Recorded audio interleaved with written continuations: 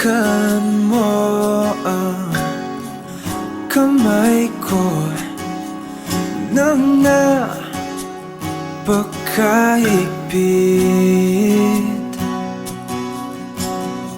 Pakinggan mo ang tinig ko.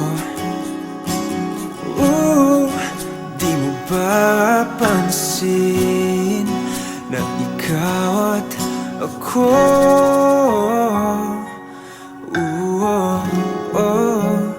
Tayo'y pinagtagpo.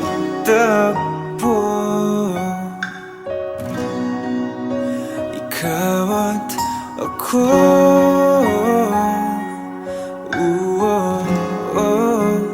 Di na muling magkakalayo.